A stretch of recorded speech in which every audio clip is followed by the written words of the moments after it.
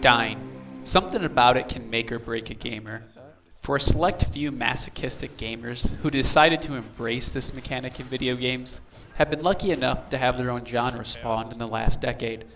From Souls-like games to rogue-style games like Binding of Isaac, and even survival games, all center around the idea of dying, improving upon yourself and the game mechanics, and getting better.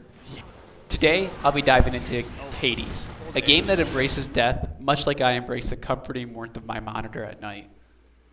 Hades, as the title would hint at, centers around the Greek pantheon. You know, like the classic stories of Iliad, Odyssey, and Percy Jackson. For those unfamiliar with them, basically they're a bunch of inbred power-hungry jerks who oversee power-hungry humans. Some example of them would be Zeus, Poseidon, Hades, Athena. And for the most part, these gods just play tricks and stories on humans. And in this game, you play as Zagreus, which if you're like me, you had no idea who that was prior to the game. And if you're a nerd like me, you would be happy to know that he is real. It clearly states that in his Wikipedia article. But he's just talked about very little in the Greek pantheon. And that allowed Supergiant Games to take a lot of liberty in the story and allowed them to create their own spin on the Greek stories. Don't worry, though, if you're still a fan of these classic Greek stories. Many of them are still in place with Achilles, Orpheus, and many of the other Greek gods. And honestly, I love this mechanic of dying. Dying again and again allows you to meet different gods and hear different nuggets of the story of why your mean papa Hades is keeping you hidden in the underground away from everyone.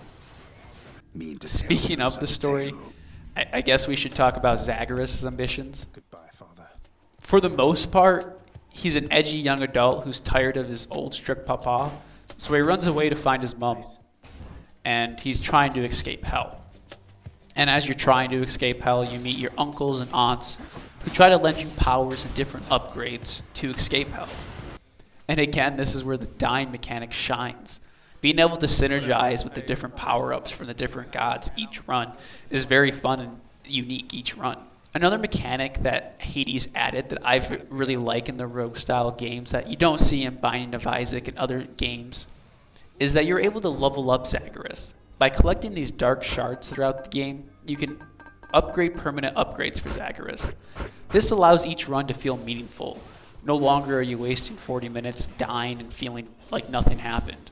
Now you'll always have either upgrades to spend, people to talk with, or trinkets to give away. Oh yeah, and it's a dating simulator. Weirdly, there is this love system in the game as you get to know the different gods and characters. And the game encourages you to use this love mechanic because you get rewarded for it.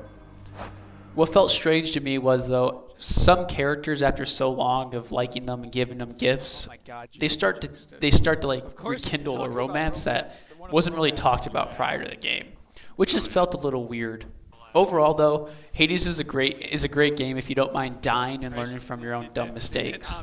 And if you have a little interest in the Greek pantheon, I think that'd be a great driving point to play the game. Thank you everyone for watching the video. If you liked the video, please let me know in the comments what I did right and subscribe if you haven't already. And if you didn't like the video, still let me know in the comments what I did wrong and how I can improve. Also, if you liked any of the footage of the video, check out my Twitch and my Twitter. I'll be posting whenever I go live. Thank you so much for the watch, and you guys have a great rest of your day.